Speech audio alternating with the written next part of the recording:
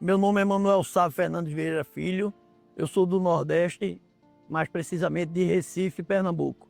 Tenho 61 anos, crio cavalos desde 1982, visando o hipismo para diversão mesmo. Só que hoje, já há uns 30 anos que eu crio na associação. Sempre busquei cavalos de excelência, o que havia na minha possibilidade, né? Para a gente do Nordeste era quase impraticável conseguir. Tinha Roberto Souza Leão, que foi o pioneiríssimo lá, começou em 1981, mesmo assim era inalcançável.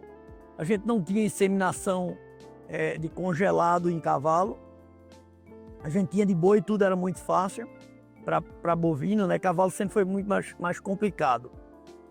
E o tempo foi passando e eu consegui, fui ficando mais velho e consegui fazer animais de melhor qualidade através inicialmente de sêmen resfriado, e depois fui indo, fazendo animais melhores, tive animais de boa qualidade. Fiz há 20 anos atrás uma égua que depois se transformou na campeã brasileira de mirim, terceiro lugar no sul-americano de mirim também. E essa foi talvez a minha maior motivação na época. E aí continuei fazendo isso e depois entrei no congelado. Com o congelado para mim foi um diferencial, só que para a gente do Nordeste era muito difícil conseguir um veterinário que fizesse o congelado, que usasse uma palheta de sêmen só, 2 palhetas.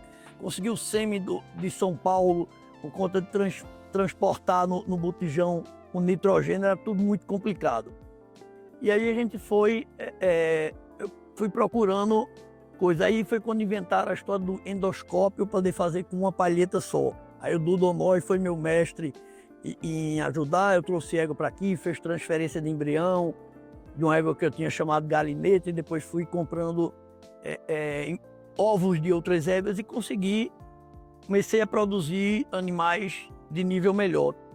Numa época eu comprei, chegou uma égua da Europa, uma potra, filha do For Pleasure, chamada Forca OHZ, que era da Renata Moraes. E aí eu comprei um óvulo dela quando ela tinha 6 meses e só pude tirar os 2 anos. Dessa égua eu tirei uma potra que chamava GBSK, fiz em sociedade com o falecido Daniel Andrade.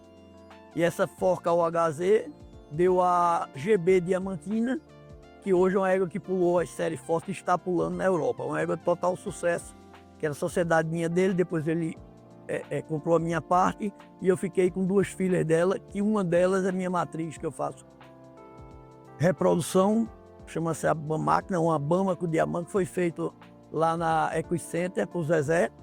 Eu fiz 2 filhos, uma Canã e uma Bama. Essa Bama que hoje está comigo, a Canã eu vendi, e essa Bama que eu faço TE, mas faço muito ICSI com ela. Essa ICSI chegou em 2019 para mim, que foi quando eu comecei a vislumbrar novos caminhos, porque era muito difícil. Quando começou esse negócio da inseminação artificial, já era uma coisa, sempre pessoas falavam contra, porque era fracionar o sêmen do cavalo, que era uma ejaculada.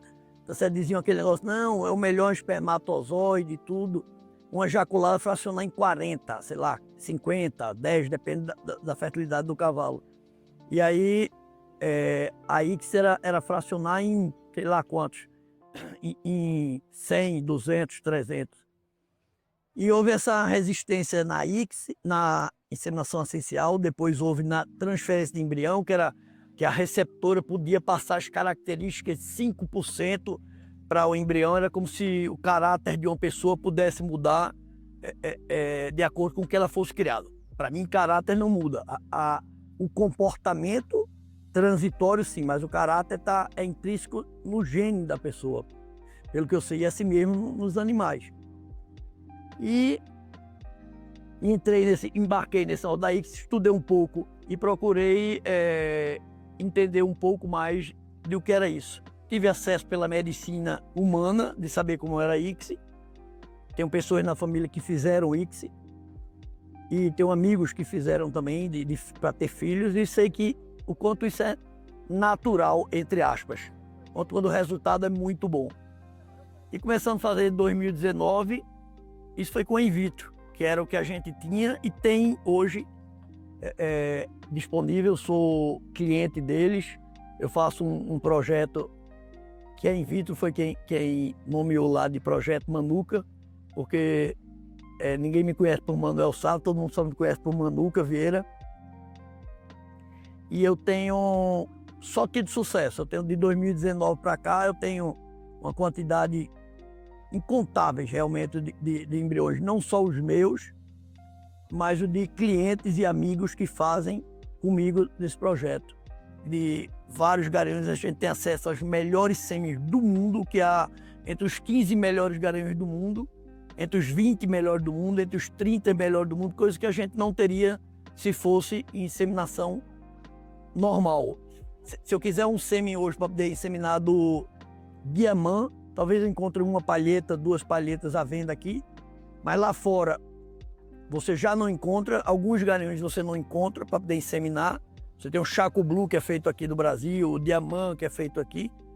Lá fora eu tive em Lanac agora, em 2025, e fui a grandes criadores, conversei com outros criadores menores e todo mundo acha assim que a ICSI é o caminho. Não tem esse negócio de que tem um país ou outro que fica restringindo, mas porque para eles terem matrizes, eles têm em quantidade e tem sêmen sempre renovando em muita quantidade. Nós não temos isso. Então a gente tem que aproveitar o pouco sêmen que a gente tem de extrema qualidade na ICSI.